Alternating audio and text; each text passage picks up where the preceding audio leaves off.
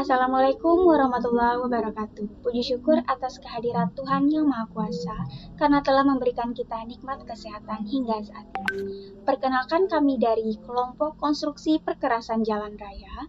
Kali ini akan membahas mengenai perencanaan perkerasan kaku menggunakan MDPJ 2017. Dengan anggota kelompok, yang pertama Maulin Asyura dengan NIM 19061065, selanjutnya Muarif dengan NIM 19061034, dan Purnama Asani dengan NIM 19061015. Baiklah, selanjutnya materi ini akan disambung oleh Purnama Asani. Kepada Purnama Asani, disilakan. Baiklah, saya akan membacakan materi tentang perencanaan perkerasan kaku menggunakan MDPJ 2017. Suplemen Manual Desain Perkerasan atau MDP 2017 ini merupakan penyempurnaan dan pemutakhiran terhadap MDP 2017 nomor 04 SE DB 2017 atau revisi Juni 2017 yang meliputi perubahan struktur penyajian dan penambahan serta perbaikan kandungan manual yang disusun untuk mengakomodasi tantangan dan hambatan dalam kinerja aset jalan di Indonesia. Latar belakangnya dikeluarkan suplemen MDP ini antara lain yang pertama, perlunya opsi penggunaan rencana rehabilitasi dari segmen yang lebih dominan pada ruas yang bersangkutan atau menghindari kondisi papan catur. Yang kedua, daylift subdrainage sepanjang bahu jalan berpotensi meningkatkan volume LFA, perlu ditunjukkan opsi lain. Yang ketiga, kemampuan pemadatan CTB di lapangan dengan alat yang sesuai adalah sampai dengan 300 mm. Yang keempat, pengoptimalan penggunaan LFA untuk mengurangi tebal lapis beraspal. Yang kelima, penyesuaian kebutuhan pada jalan dengan lalu lintas.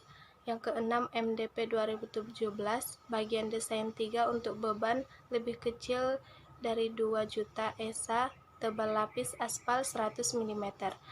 Limit beban yang lebih rendah diharapkan dapat mereduksi tebal lapis aspal. Yang ketujuh, faktor pemicu lendutan untuk penanganan rekonstruksi relatif rendah atau ekuivalen dengan tebal overlay 120 mm sehingga perlu ditingkatkan. Yang kedelapan, kebutuhan untuk jalan rintisan dengan lalu lintas rendah dan penyesuaian konten dengan spesifikasi umum 2018. Yang kesembilan, MDP 2017 merekomendasikan pemutakhiran nilai FDF, VDF, dan angka pertumbuhan lalu lintas regional dilakukan sekurang-kurangnya setiap 5 tahun sekali. Bagian MDP 2017. MDP 2017 dibagi dua bagian. Bagian pertama, struktur perkerasan baru meliputi yaitu yang pertama pendahuluan, yang kedua umur rencana, yang ketiga pemilihan struktur perkerasan, yang keempat lalu lintas, yang kelima drainase perkerasan, yang keenam desain fondasi jalan, yang ketujuh desain perkerasan, yang kedelapan masalah pelaksanaan yang mempengaruhi desain, yang kesembilan prosedur desain.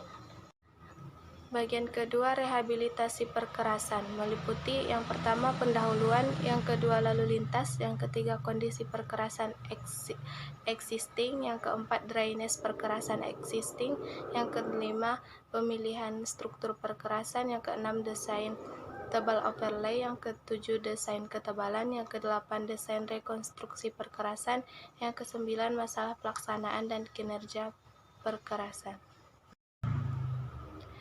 Dalam rangka peningkatan dan pengembangan kinerja jalan untuk pelaksanaan kegiatan pekerjaan konstruksi jalan guna menjamin kualitas perkerasan jalan, perlu dilakukan pendekatan perencanaan dan desain perkerasan jalan. Suplemen Manual Desain Perkerasan atau MDP 2017 ini merupakan penyempurnaan dan pemutakhiran terhadap Manual Desain Perkerasan atau MDP 2017 nomor 04 SEDB 2017 atau revisi Juni 2017 yang meliputi perubahan struktur penyajian dan penambahan serta perbaikan kandungan manual yang disusun untuk mengakomodasi tantangan dan hambatan dalam kinerja aset dalam jalan di Indonesia. Secara umum, suplemen MDP 2017 diterbitkan untuk yang pertama yaitu menambahkan kandungan MDP 2017 dengan bahan, beban, dan lingkungan atau lokasi tertentu yang belum dibahas secara spesifik atau perlu diperbaharui. Yang kedua, menyesuaikan kandungan MDP 2017 dengan perkembangan terakhir seperti spesifikasi umum 2018 dan spesifikasi umum 2018 atau di revisi kedua. Dan yang ketiga yaitu menjelaskan, menambah, melengkapi, dan atau mengubah sebagian dari kandungan MDP 2017 sesuai dengan keperluan. Selanjutnya yaitu dasar pembentukan. Dasar pembentukan yang pertama di sini yaitu Undang-Undang Nomor 38 Tahun 2004 tentang Jalan atau Lembaran Negara Republik Indonesia Tahun 2004 Nomor 132. Tambahan Lembaran Negara Republik Indonesia Nomor 4444. Yang kedua yaitu Peraturan Pemerintah Nomor 34 Tahun 2006 tentang Jalan atau Lembaran Negara Republik Indonesia Tahun 2006 Nomor 86.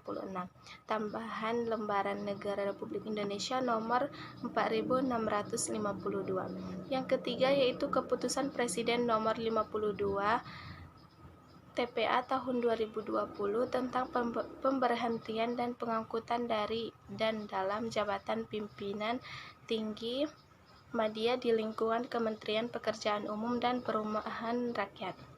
Yang keempat yaitu Peraturan Menteri Pekerjaan Umum dan Perumahan Rakyat Nomor 19 Tahun 2011 tentang persyaratan teknis jalan dan kriteria perencanaan teknis jalan atau Berita Negara Republik Indonesia Tahun 2011 Nomor 900. Yang kelima yaitu Peraturan Menteri Pekerjaan Umum dan Perumahan Rakyat Nomor 13 Tahun 2020 tentang organisasi dan tata kerja Kementerian Pekerjaan Umum dan Perumahan Rakyat atau Berita Negara Republik Indonesia Tahun 2020 Nomor 473. Yang keenam Surat Edaran Direktur Jenderal Bina Marga Nomor 02 SEDB 2017 tentang Manual Desain Perkerasan. Berdasarkan tingginya kebutuhan penyediaan prasarana jalan di tengah keterbatasan anggaran yang tersedia dan mempertimbangkan perbedaan harga material yang berlaku di berbagai daerah, dirasa perlu untuk memperluas opsi pilihan struktur perkerasan yang diatur dalam Manual Desain Perkerasan atau MDP 2017. Selain itu, untuk meningkatkan efisiensi desain, data VDF dan distribusi beban kelompok gandar kendaraan niaga atau HVAG perlu dimutakhirkan. Optimalisasi ini dituangkan dalam suplemen MDP 2017 nomor 01 SMDP 2017.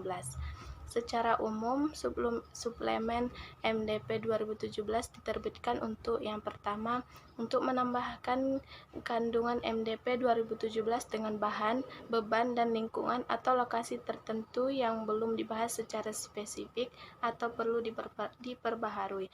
Yang kedua, menyesuaikan kandungan MDP 2017 dengan perkembangan terakhir seperti spesifikasi umum 2018 dan spesifikasi umum 2018 di revisi kedua.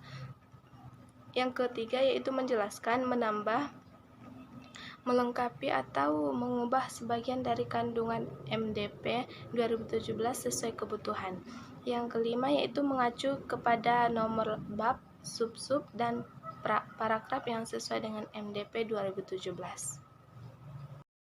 Oke, kita akan melanjutkan presentasi dari teman pertama kita yang tadi bernama Asani. yaitu selanjutnya kandungan suplemen MDP 2017 nomor 01-S-MDP 2017 meliputi yang pertama pemutakhiran data beban lalu lintas berdasarkan data kajian WIM 5 tahun terakhir. Yang kedua, menambah opsi drainase perkerasan. Dan yang ketiga, melengkapi bagian desain. 3. Bagian 1, struktur perkerasan baru dengan struktur perkerasan dengan CTB menggunakan lapis aspal beton dengan ketebalan lebih kecil dari 175 mm. Dan kedua, menambahkan opsi bagian desain dengan ketebalan CTB yang lebih tebal dari 150 mm seperti diatur dalam spesifikasi umum pada tahun 2018. Yang keempat, melengkapi bagian desain 3B dengan struktur perkerasan untuk bahan lalu lintas beton lebih kecil atau sama dengan 1.000 ISA 5 menggunakan aspal beton dengan campuran yang didesain menggunakan metode Marshall dengan jumlah tumbukan 2x50 tumbukan. Selanjutnya ada kandungan suplemen MDP 2017 nomor 01-S-MDP 17 meliputi.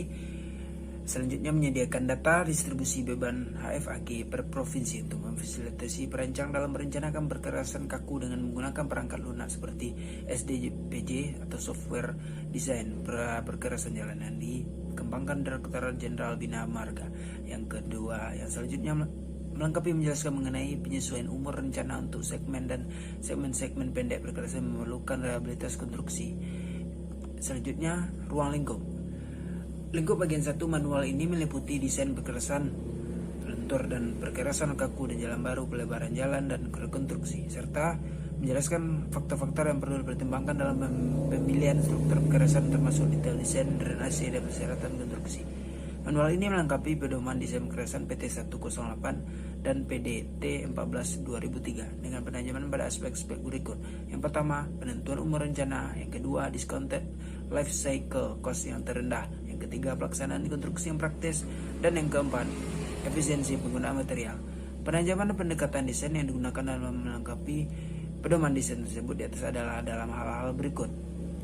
Yang pertama, umur rencana berdasarkan life cycle cost. Yang kedua, koreksi faktor iklim. Yang ketiga, analisis beban sumbu. Yang keempat, pengaruh temperatur. Yang kelima, struktur perkerasan komentar. Yang keenam, prosedur rinci desain fondasi jalan. Yang ketujuh, pertimbangan desain drainase. Yang kedelapan, persyaratan analisis lapisan untuk PTT 01 2002B. Dan yang kesembilan, penerapan pendekatan mekanistik. Dan yang selanjutnya, katalog desain. Kriteria kebijakan desain MDPJ 2017. Kebijakannya adalah sebagai berikut. Menjamin tercapainya tingkat layanan jalan sesuai umur rencana. Yang kedua, merupakan discounted life cycle cost yang terendah. Yang ketiga, mempertimbangkan kemudahan perencanaan dan pemeliharaan. Dan yang keempat, menggunakan material secara efisien dan memanfaatkan material lokal semaksimal mungkin. Dan yang kelima, mempertimbangkan faktor keselamatan jalan. Dan yang keenam, mempertimbangkan keselamatan lingkungan. Selanjutnya, kriteria kebijakan desain dalam penggunaan manual ini adalah perencanaan, pengawasan, pelaksanaan, dan PPK harus menerapkan kebijakan tanpa toleransi dalam pelaksanaan perjalanan baru. Dan yang kedua, desain perkerasan harus mengakomodasi beban kendaraan aktual, penggunaan beban sumbu yang terkendali sesuai ketentuan. Dan yang selanjutnya, prosedur pengendalian beban sumbu sudah diterbitkan dan jangka panjang waktu penerapan telah disetujui oleh semua pemangku kepentingan. Yang selanjutnya, telah ada tindakan awal penerapan kebijakan tersebut. Selanjutnya, ada kepastian bahwa kebijakan tersebut dapat dicapai. Selanjutnya, sistem drainase permukaan harus disediakan secara kontroversial. Drainase bawah permukaan perlu dipertimbangkan dalam hal terjadi kerusakan akibat air pada keperkerasan ekstrim. Selanjutnya, terdapat aliran keperkerasan seperti aliran tanah dari galian atau saluran irigasi. Selanjutnya, galian konstruksi perkerasan segi 4, bauxite construction, yang tidak lengkapi dengan drainase yang memadai untuk mengalirkan air yang termangkat dalam galian. Selanjutnya, gestel berfungsi sebagai operator harus dipasang bawah lapis menopang dan lapis drainase langsung di atas tanah lunak atau tanah rawa dengan CBR lapangan kurang dari 2% atau di atas tanah. Baiklah, presentasi akan saya lanjutkan kembali mengenai jenis struktur perkerasan baru terdiri atas yang pertama, perkerasan pada permukaan tanah asli, dua, perkerasan pada timbunan, ketiga, perkerasan pada galian.